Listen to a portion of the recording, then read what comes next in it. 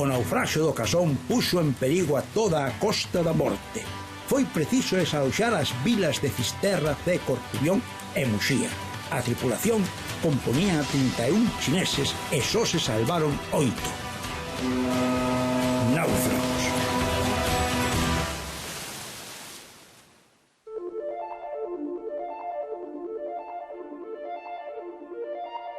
Que pensabas que ti non podías facer nada, ni sabíamos se poderíamos volver ás casas. A verdade, foi unha situación tremenda.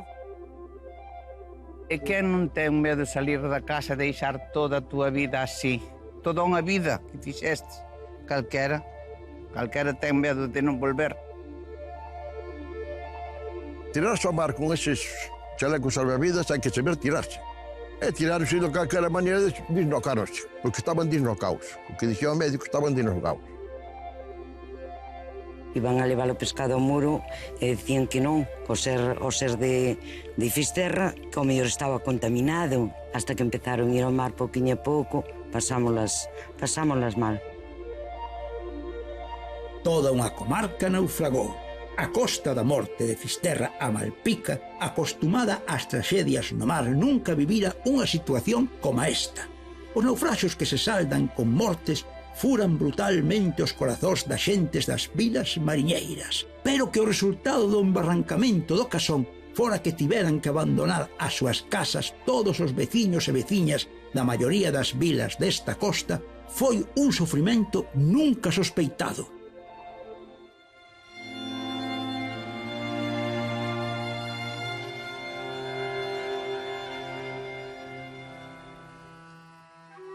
O Casón era un barco de bandeira panameña con tripulación chinesa que transportaba 10.000 toneladas de produtos químicos altamente inflamables. O 5 de decembro de 1987, a 5 millas do cabo a nave en Fisterra, produciuse un incendio a bordo e a tripulación abandonou o barco tirándose ao mar.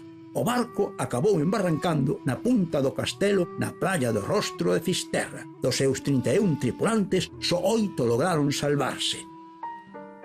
O Casón foi como o Prestige, foron auténticos desastres.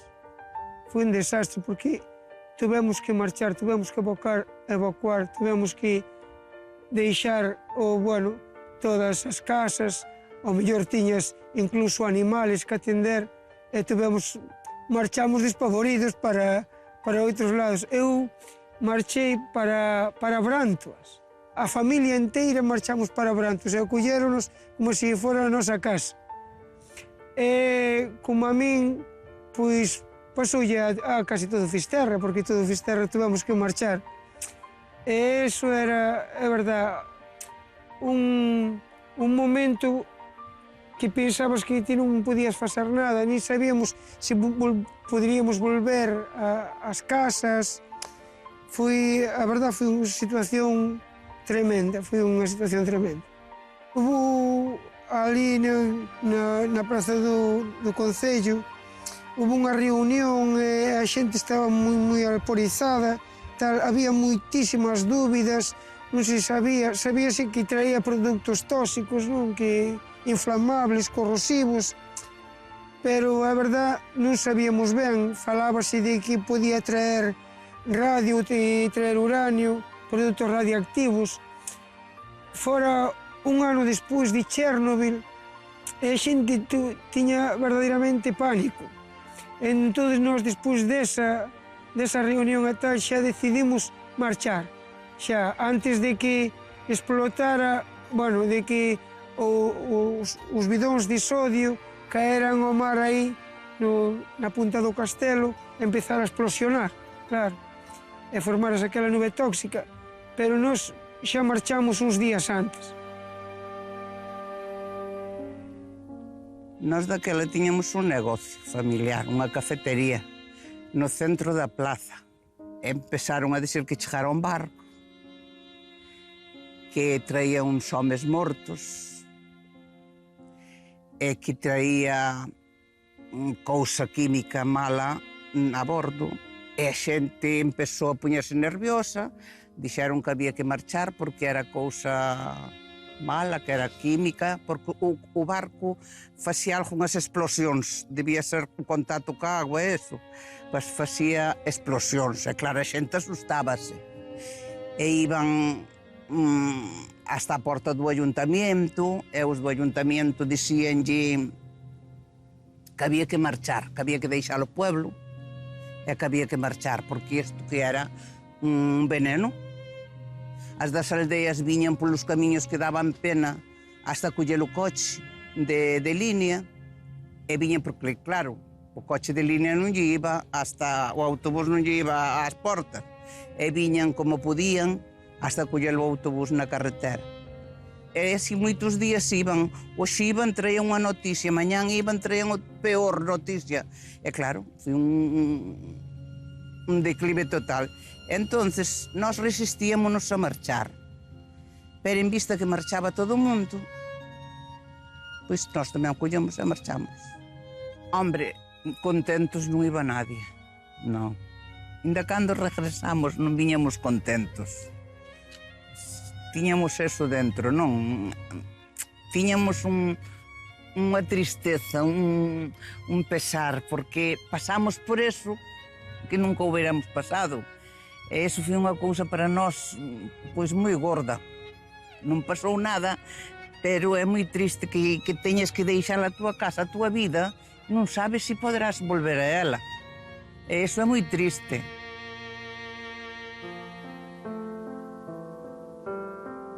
Alexandre Nerion contempla o lugar onde chegou a embarrancar o Casón, a punta do castelo na praia do Rostro. É un home de mar cunha mirada poética, poeta e mariñeiro. A mirada poética sobre o Casón é dunha traxedia íntima para xentes da Costa da Morte. Senten a morte dos mariñeiros chineses, pero nas vilas da costa ninguén morreu, pero si se sentía unha fonda dor íntima. Foi difícil de asimilar o abandono do fogar.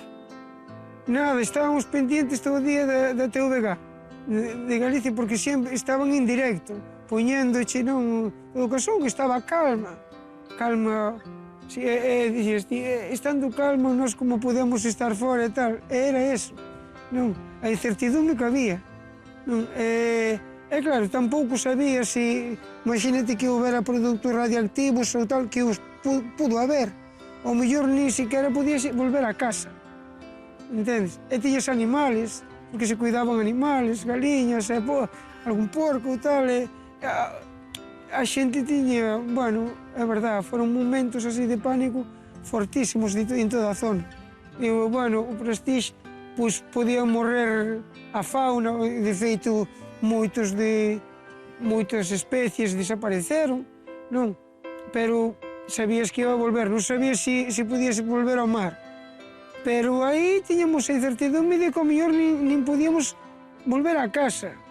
Estaba o exército, porque tomou, toda a zona tomou o exército. Entón, aí non podías entrar. Non podías coller absolutamente nada do que había na casa, ni nada. E fomos, é verdad, con as cousas imprescindibles para aloxarnos, para que nos deron a cobillo e deronnos, bueno, nós estivemos como se fose a nosa casa.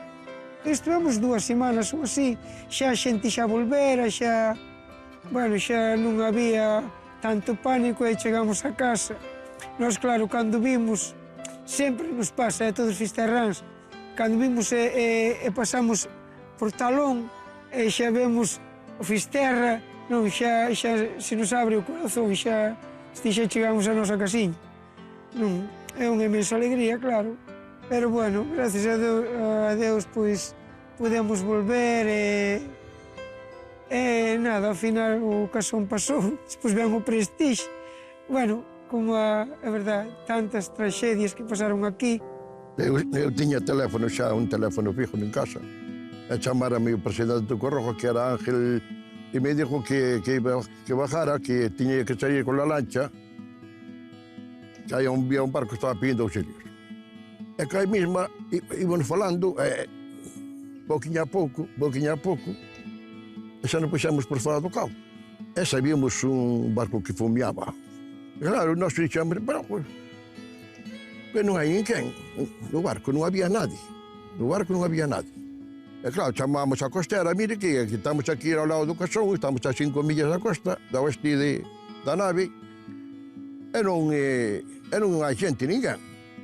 Non, tienen que caminar máis para afuera, que se tiraron a la mar e os náufragos están máis para afuera.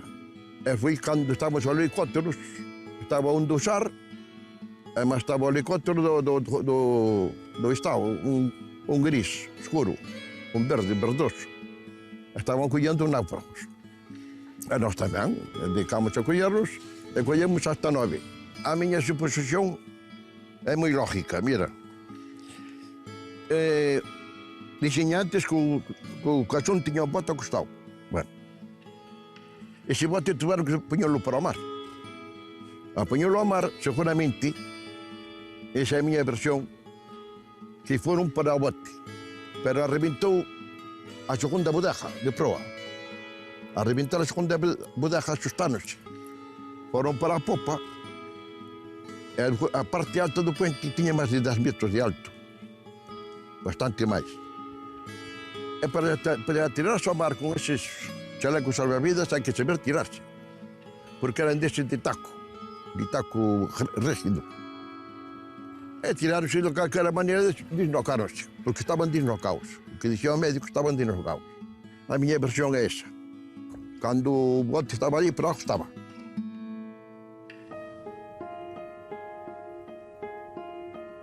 Ao longo de toda unha vida é difícil non sufrir acontecementos tráxicos, pero estes adoitan ser en ámbitos reducidos. Traxedias de carácter colectivo son moito menos habituais, por isto estamos menos preparados. O Casón trouxo un acontecemento incerto. A día de hoxe, aínda non se aclararon as sustancias que transportaba. A Gina Trillo quédalle na memoria ese tempo sen saber se volvería á súa casa. Quen non ten medo de salir da casa e deixar toda a túa vida así? Toda unha vida que fixestes. Calquera ten medo de non volver. E marchamos para a Coruña. Fomos no autobús e marchamos para a Coruña. E a primeira noite dormimos nunha pensión. E dormimos ali, pola mañán levantámonos, desayunamos e dixéronos hai que ir para a Casa do Mar, que están ali as de Fisterra todas na Casa do Mar. Entonces dixemos, bueno, pues vamos a mirar que é o que pasa. E fomos a esta Casa do Mar e efectivamente estaban na cafetería todos sentados esperando órdenes. E estivemos así un tempo, non sei en que horas estaríamos, e ven un señor dicindo hai que marchar, están aí os autobuses, e vamos para Gandarío. Vamos para Gandarío, fomos todos. É unha residencia de chiquillos ou algo así, porque pola literas e todo o que tiñan era unha residencia dos estudiantes ou de algo. E os que estábamos ali, pois nós estábamos deseando vir para a casa. Claro, nós estábamos deseando vir para a casa. Non porque estuvésemos mal, que estábamos moi ben, trataronnos moi ben e todo. Pero cada un no seu é un rei. E resulta que cando pasou unha semana e pico tamén, pois a xente dixo, bueno, pois agora parece que está máis calmado, a xente xa empeza a retornar. E entonces nós tamén retornamos, viñémonos para a casa. Sempre pensas no malo, Dios mío, que pasará? Isto deixarános algunha secuela ou o que se pensa, non?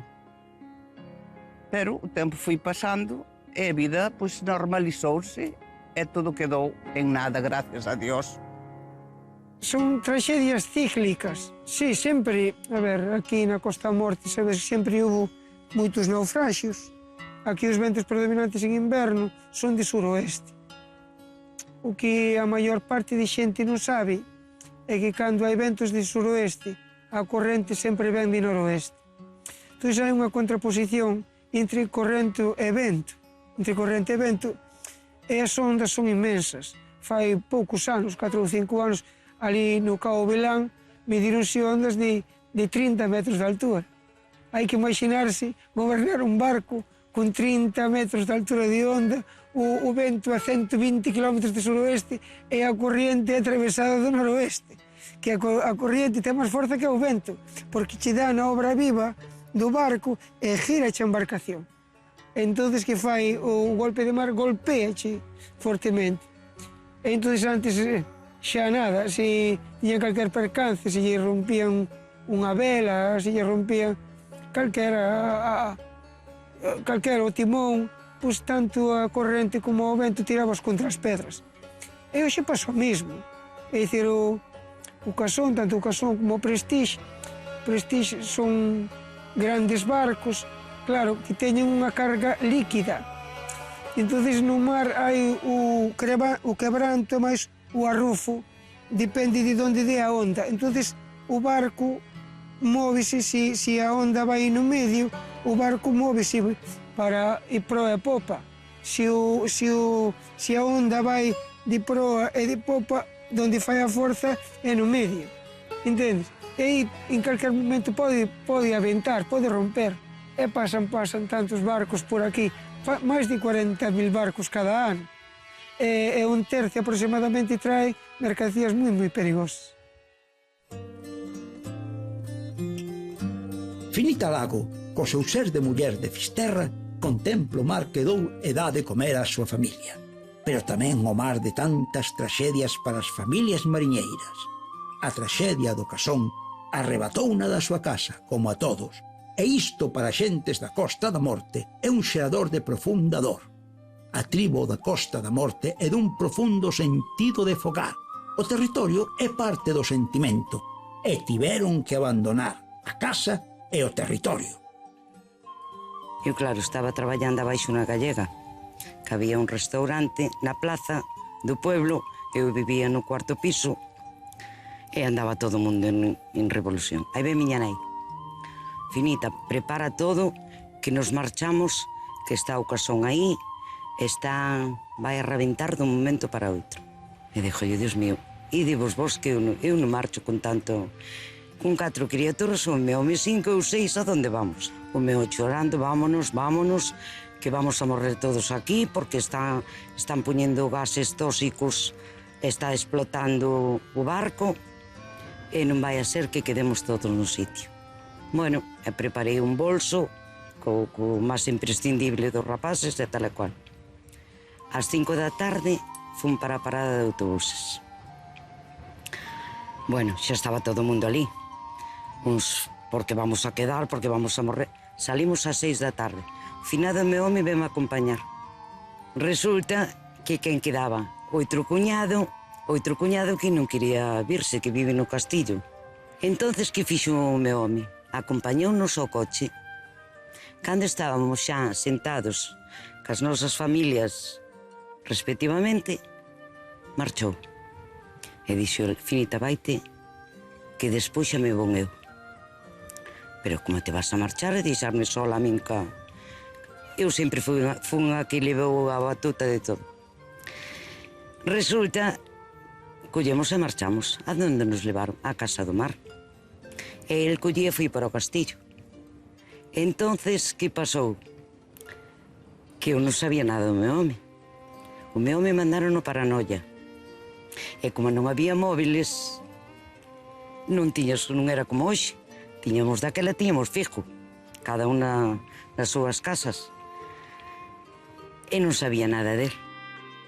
Ai, Dios mío, pois pensaba, pois oíamos noticias, uns dicían dunha maneira, outros dicían de outra. E nós sempre preguntamos, sempre atentas ao telediario, sempre atentas a eso, porque, claro, tan pronto nos dixeron que xa se podía ir marchando, nós xa enseguidiña nos viñamos. Unha cousa que che subía polo corpo, non? Que dixías, ai, Dios mío, volvo á miña casa, volvo ao meu. O sea, unha cousa, unha alegría que non podías aínda expresala ben. Porque aunque estuveses ben, donde estuveses, a túa vida é a túa vida. O teu nacimento, todo teu, a túa vida de toda a vida. Entonces, claro, chegamos e foi unha alegría moi grande, unha alegría. ainda pensábamos que era mentira. Non sabíamos, claro, pero dicen, agora xa se pode ir. O que non se pode comer é a verdura, nin se pode comer a cousa da terra, porque iso que lle perjudicou todo, eso que despediu o barco, perjudicáballe todo ao fruto da terra. E máis, os peixes non se podían comer daquela zona, pero nós comemos todo. Comemos a verdura, comemos as patatas, comemos as fabas, comemos o que haría do huerto e malos pescados. E gracias a Dios non pasou nada. O que pasa é que os humanos somos moi olvidadizos. Si pasa un timpiño e vemos que non hai problema, xa nos olvidamos do que nos pasou. Entonces, comíse o pescado, como sempre, o fruto da huerta e todo. Non pasou nada, gracias a Dios, pero que non volva a pasar, porque o susto que levas tamén vale. O Casón está na memoria de todos os habitantes da Costa da Morte. Esa memoria é a presenza inmaterial que queda do Casón. A presencia material é esta áncora. Leoncio Domínguez é un dos que viron máis alá da traxedia das familias da costa. El tivo ante os seus ollos e nas súas mans a traxedia dos 23 mariñeiros mortos. E a eles non debemos esquecelos. Eran mariñeiros como os mariñeiros da Costa da Morte. A cabo de outro día, o presidente da Cruz Roxa dixo-me, vamos ir a Santiago, que vai unha entrevista ali con un profesor de química, dixenos que non había problema, que os bidóns que tiñan que era sódico e a facer contacto con agua, que había de pegar explosións, que había de asustar moito, pero que non corría perigo ningún. Como así foi. Agora, o olor que daba era malo, o olor así, o olor fuerte. E así foi. E despois houve que marchar. E un hermano meu puxoche na cabeza que había que marchar. Hai que marchar, Leoncho, hai que marchar. Dixo eu. Pero mira que me dixo, o señor dixo que falou moi ben, un profesor de química, e dixo que non era peligroso. E nós, o evento do sudoeste, perigo corren os de Moxía, máis de Camariñas. Nós non corremos perigo. E a xente puxoxe marchar e até atorear a xente. E pois o gobernador civil mandou orden para que viñaran os coches a coller xente e empezou o batefondo. No ayuntamiento, ali na porta do ayuntamiento, contra o alcalde, contra o gobernador. É así. Eu estaba convencido, polo que me dixía un profesor, que non iba a pasar nada, eu non queria marchar. Pero claro, eu já tiña 3 fillos. E a muller e tal, que hai que marchar, pero vámonos. E fomos 14 nunha fogoneta, 14. No fogoneta que dieron de peixe, do barco. Ali fomos 14 arrombados, e máis que 5 noutro coche. Eran 20, da familia, todos. E nada, esa mesma noite foi cando explotou a xente chorando, bueno, foi penosa, a verdade é un camiño, porque eu pensei que non iba a ser o que dicían, que despois de que vamos a vivir, porque o que non vai ao mar non pode comer, e que a maioría todos eran patróns, armadores, aquel ou outro. Bueno, pois ali nos quedamos en Gandarío. Fomos os últimos que chegamos a Fisterra. Tamén que nos portamos, nós con eles con nós, porque lle axudábamos en todo. Claro, había que lavar a roupa dos nenos, aquel ou outro, cada un xa tiña o seu. Despois íbamos a comer, nos lle axudábamos a montar as mesas, os nenos tiñan para xugar a voleibol, a unha cousa ou outra, como tiña na playa, ali abaixo, pois tamén. Os de Sada se portaron de maravilla. Era o que dicían, que era unha nube tóxica, que iban a quedar, porque, claro, eso produce a larga, non podían ir a pescar, non podían nada. porque non lle querían no peixe, non querían nada, non querían comprar. Iban a levar o pescado ao muro e decían que non, o ser de Fisterra, que o mellor estaba contaminado, que estaban no pósito, e dixeron, van a dar 10.000 pesetas a cada mariñeiro, para que teñan para sobrevivir. Porque claro, entre o que se gastaba unha cousa, o que tíamos nenos, pois queiras que non queiras, fan falta cartos. E nos daban 10.000 pesetas daquela. E nos deron, como sopósito, levaba a cartilla e nos deron a cada familia 10.000 pesetas a cada, para que fóramos tirando, porque ao mar non podían ir. Outra cousa tampouco. Salir para fora, nada. Hasta que empezaron a ir ao mar pouquinho a pouco, pasámolas mal.